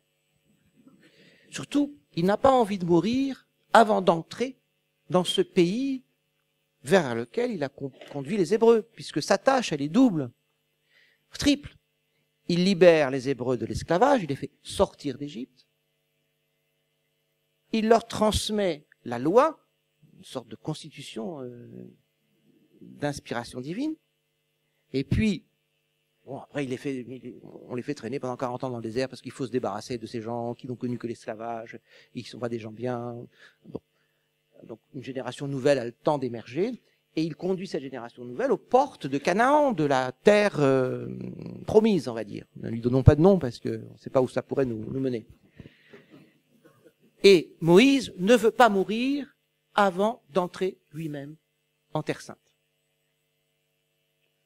Eh bien là, Dieu dit non. Moïse va mourir. Et vous aurez noté quand même, c'est très important, dans le récit biblique, Moïse meurt. On ne sait pas très bien comment, tout seul sur une montagne. On ne sait pas très bien comment il a été enseveli, mais apparemment il a été enseveli. Alors est-ce qu'il s'est enseveli lui-même, ou est-ce que ce Dieu qui l'a fait, ou allez savoir. Mais le texte biblique insiste, en revanche avec beaucoup de clarté, sur le fait que Moïse est mort. Et vous aurez noté, quand même, qu'il ne ressuscite pas. Ça veut dire qu'il est vraiment mort. Et c'est-à-dire que son humanité est la limite infranchissable du personnage. Il meurt, certes en pleine forme, et pire, ou mieux si je puis dire, il meurt en n'ayant pas achevé la mission pour laquelle il a été envoyé. Il meurt, il va monter sur cette montagne-là, le mont Nebo, il va regarder, il va voir le pays, il va le voir, vous imaginez, c'est quand même un peu dur. Bon, il voyait bien les choses puisqu'il avait le regard toujours vif. Il a vu le pays où il n'entrerait pas du haut de cette montagne. Et il y est mort, sans entrer en Terre Sainte. Donc, non seulement Moïse meurt, mais son destin, sa destinée est d'autant plus humaine qu'elle est inachevée. C'est déjà beaucoup. Mais c'est pas tout. Parce que, en réalité, si on regarde bien, si on lit bien les textes bibliques, c'est pas si facile que cela pour Dieu de faire mourir Moïse. Et donc, il semblerait, et là je vais laisser un peu les choses en suspens, il faut que vous ayez envie d'aller voir ailleurs, hein, les détails. Il semblerait que Dieu lui ait tendu des pièges. Il y en a un qui est célèbre, je vais quand même vous le dire un petit peu. Vous savez, il y a 2 épisodes dans le récit biblique, un au tout début de la sortie d'Égypte et un à la toute fin. Ça se ressemble, on dirait que c'est la même histoire. Les Hébreux ont soif et Moïse doit leur donner de l'eau. Premier récit au tout début, Dieu lui dit, voilà, il y a un rocher, là tu le frappes et il va en sortir de l'eau. Moïse fait ce que Dieu lui dit parce que Moïse fait toujours ce que Dieu lui dit. Il frappe le rocher, de l'eau en sort qui abreuve les Hébreux. Et ce puits-là, hein, la tradition rabbinique va en faire quelque chose de tout à fait merveilleux. Hein. Ce serait en fait un puits qui aurait suivi les Hébreux, une source, une fontaine qui aurait suivi les Hébreux tout au long de leur pérégrination dans le désert pendant 40 ans, ce qui est bien pratique quand même quand on traverse un désert. Et selon la tradition rabbinique, c'est grâce au mérite de la sœur.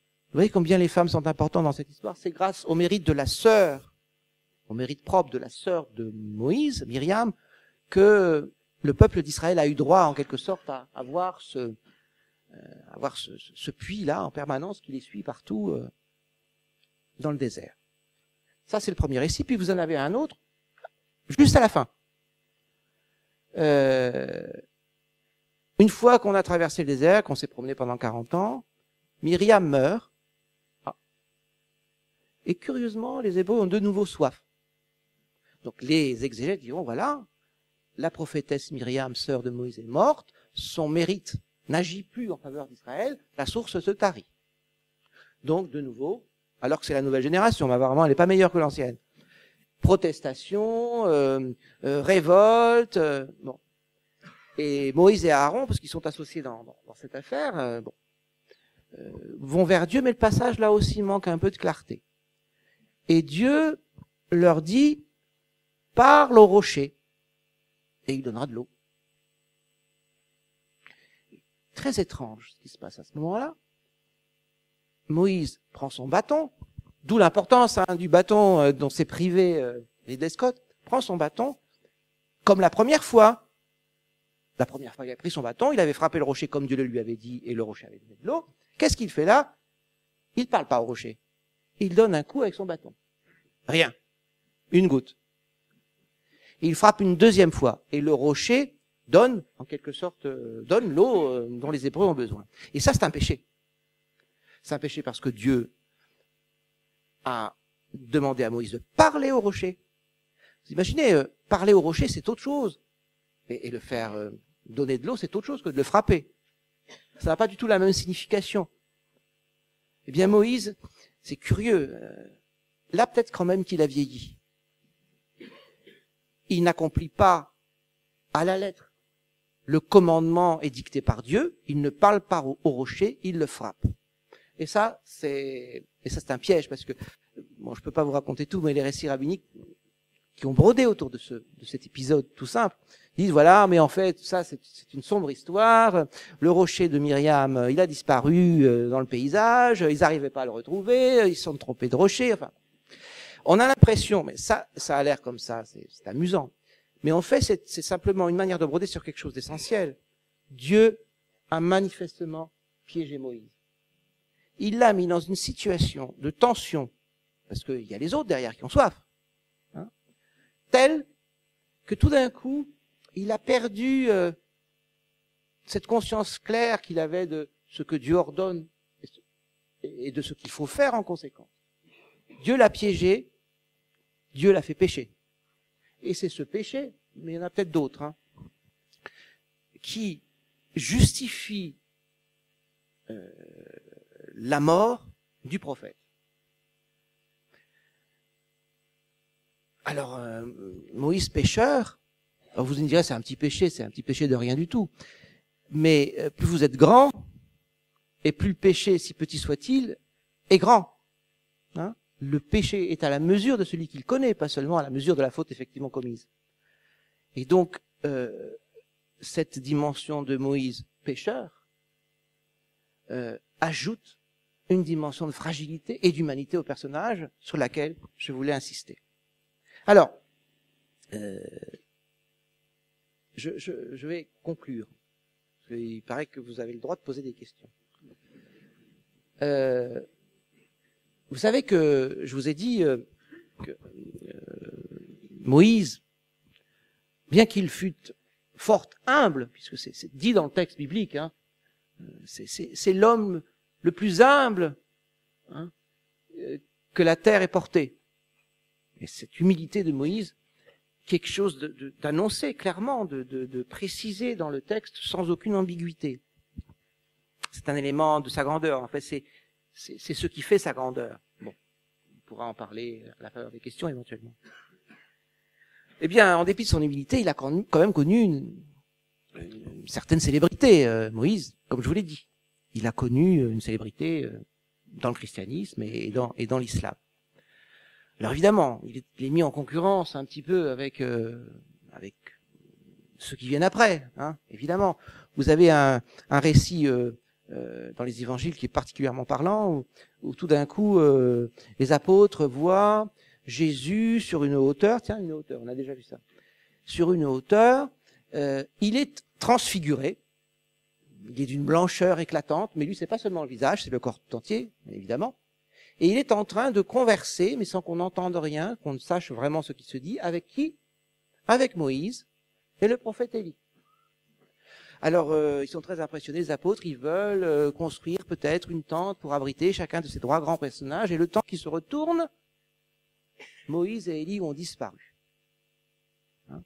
et il y a une voix céleste qui désigne comme véritable messager de Dieu Jésus lui-même. Donc vous voyez comment la concurrence organise la succession.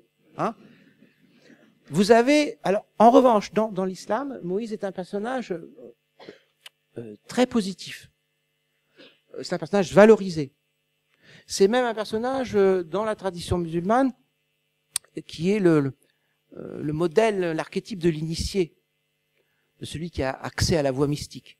Donc c'est un personnage extrêmement positif.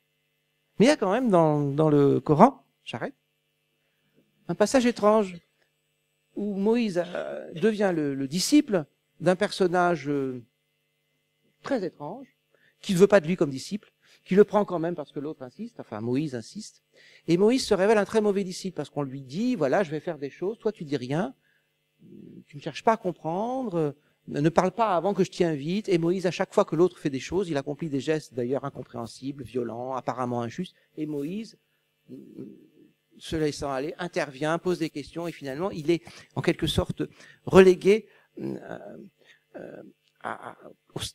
au statut de disciple de très mauvaise qualité.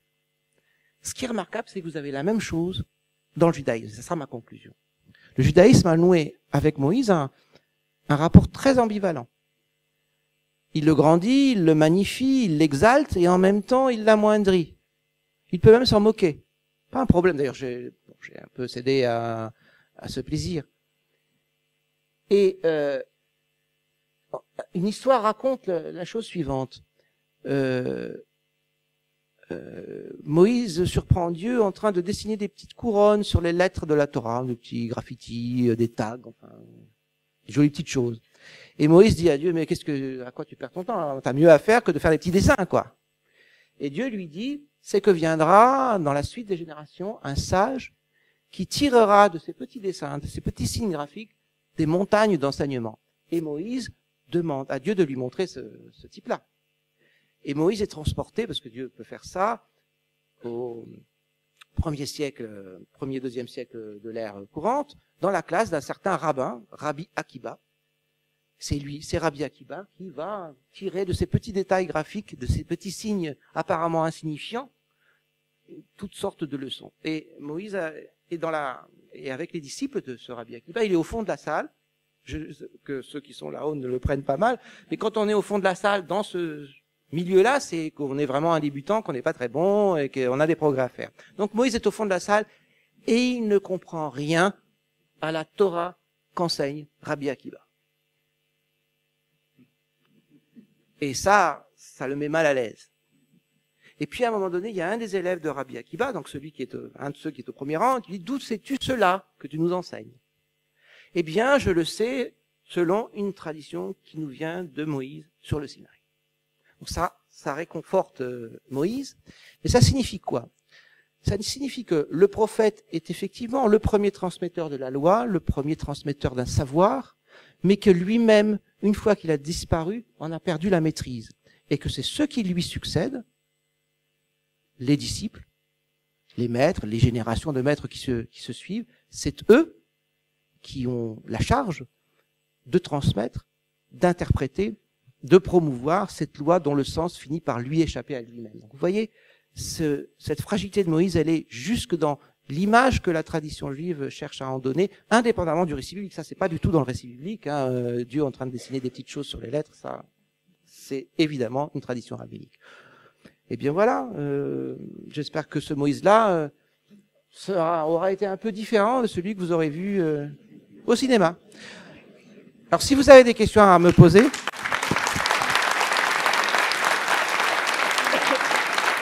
On va amener un deuxième micro, mais je vais prendre celui-là en attendant.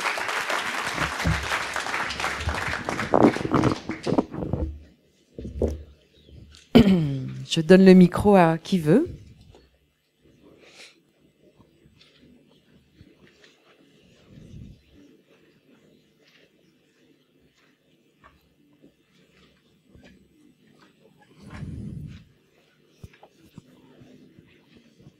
Merci.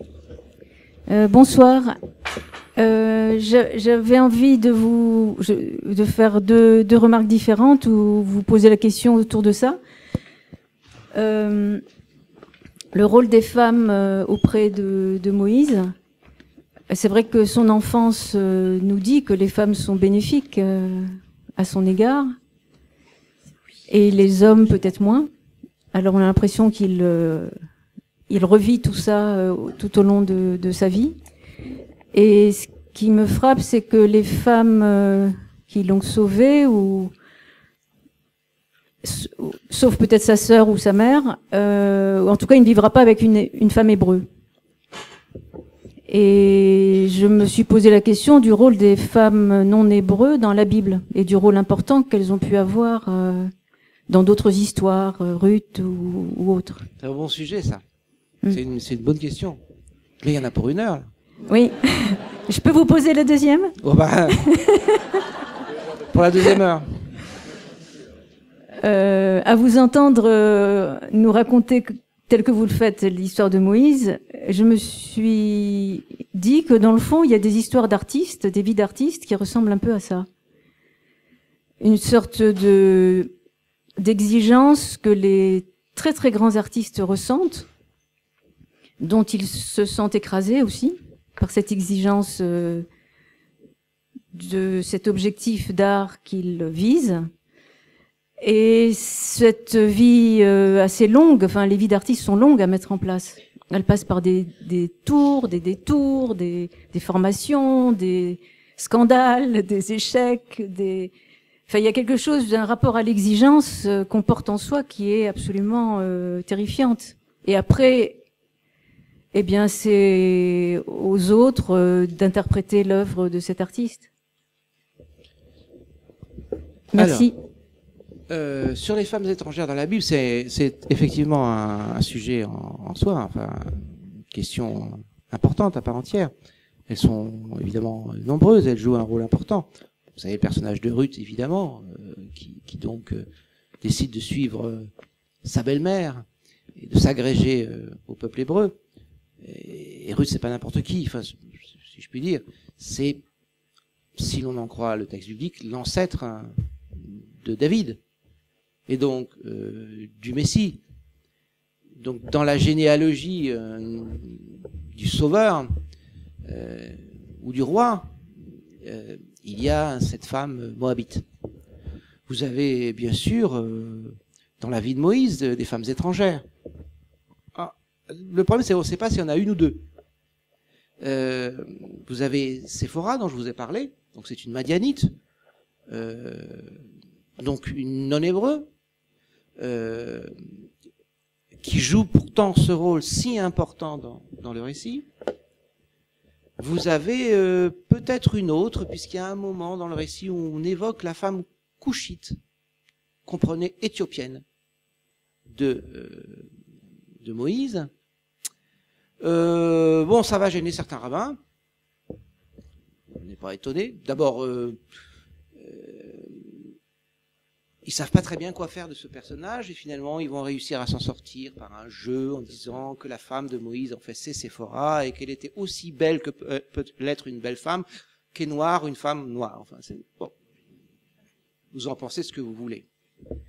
Par ailleurs, il y a aussi une tentative dans la tradition rabbinique de judaïser Séphora et même le beau-père.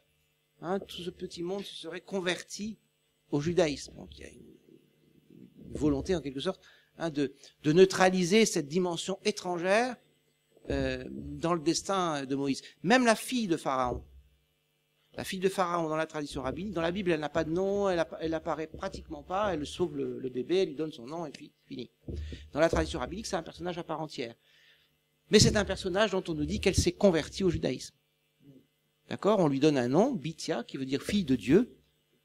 Et fille de Dieu, ça veut dire adoptée par Dieu. Donc elle devient la fille de Dieu de la même façon que Moïse devient son fils. Enfin, il y a plein de choses.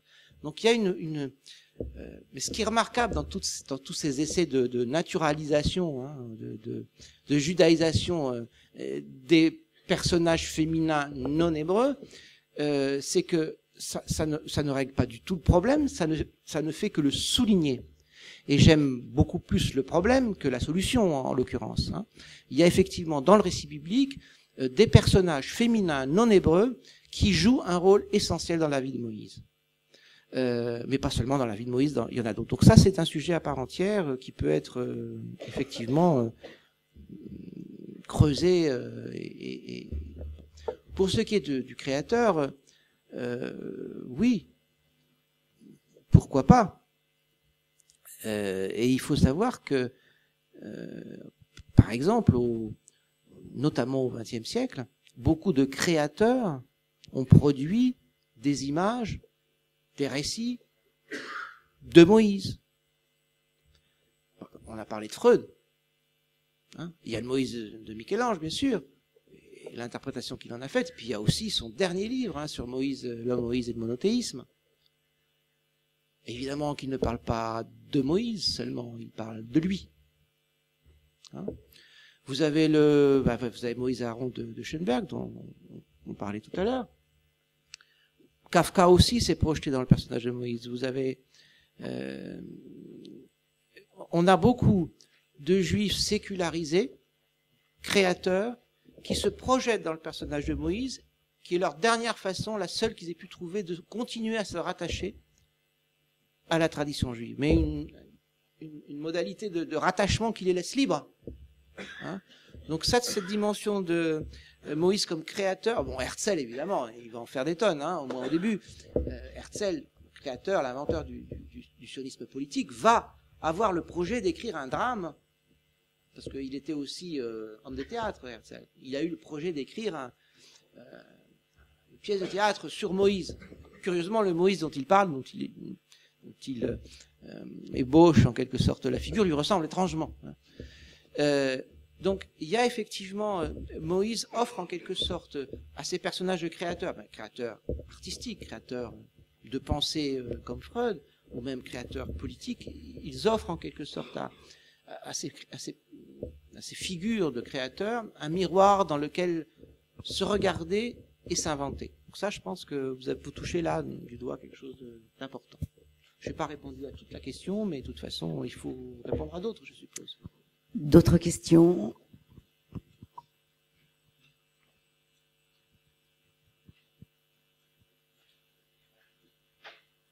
C'était tellement complet que le public est médusé et encore sous le charme.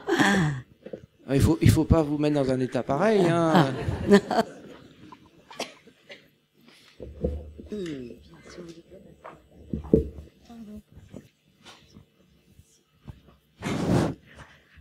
Bonsoir. Dans quel écrit, dans quel document est-ce que vous avez trouvé cette anomalie quand il parle de lui avec un article féminin? Alors ça, ce sont deux passages bibliques où Moïse évoque une nouvelle fois des épisodes qu'il a vécus avec son peuple et où son peuple s'est adressé à lui. Donc Moïse raconte, vous m'avez dit, toi fais ceci, toi fais cela. D'accord? Donc il rappelle au peuple certaines choses que le peuple lui a dites, en s'adressant à lui, à la deuxième personne du masculin singulier. Mais lui, lorsqu'il répète le récit, lorsqu'il le fait à nouveau, le masculin se transforme en féminin. C'est comme ça, c'est dans le texte. Alors on pourrait très bien ne pas s'y attarder, considérer que c'est comme ça, que ça n'est pas significatif, mais vous imaginez bien qu'un exégète biblique, un hébraïste, exégète biblique, ne peut pas laisser passer ça sans essayer d'en tirer quelque chose. Et alors, après, vous avez des commentateurs bibliques qui brodent là-dessus, qui s'appuient là-dessus, en quelque sorte, pour souligner cette part de féminité en Moïse. Et puis, enfin, il y a le sens que moi je donne à cette féminisation du personnage, qui n'est pas du tout celui qu'ont pu en donner les commentateurs médiévaux, évidemment. Mais bon, c'est ma petite marge de liberté quand même. Merci.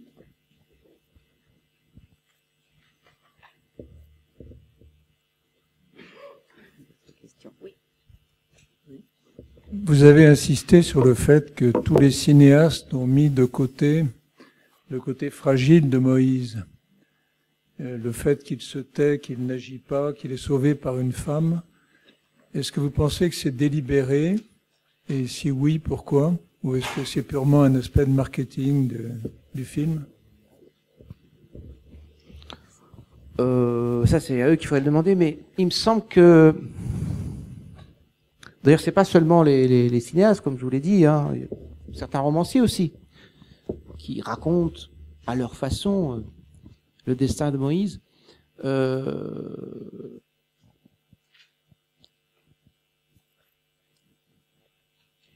Je pense qu'au cinéma, surtout dans ce type de cinéma-là, quand même, on parle de cinéma à très grand spectacle. Il y a des épisodes dont on est obligé de faire l'économie, enfin, parce que ça ne passe pas, c'est pas clair, ça manque de limpidité, ça n'est pas tranchant comme doit l'être l'image qu'on projette. Ça introduit des éléments de discontinuité dans le récit qui peuvent être troublants pour le spectateur. Et puis ça renvoie du personnage une dimension qu'on veut peut-être pas lui reconnaître. Donc c'est possible. Je sais pas si quel genre de film on pourrait faire avec le Moïse dont je vous ai parlé. On pourrait peut-être faire quelque chose de très bien, mais ça serait un film très différent de ceux que vous avez pu voir jusqu'à maintenant. Si vous voulez, c'est quelque chose c'est le Moïse intime en fait dont il est question ici. C'est le Moïse dans ses failles intimes. Et ça, c'est des choses qui sont plus difficiles à montrer au cinéma et qui sont impossibles à montrer dans le cinéma qui est censé émerveiller, faire peur. Bon. Voilà. Mais il faut reconnaître aussi que tous ces petits détails que j'ai soulignés, c'est pas des détails, mais ils introduisent dans le récit des éléments de rupture. C'est gênant. Parce que le récit biblique, tel qu'il se donne à lire maintenant, je ne reviens pas sur son histoire, qui est complexe.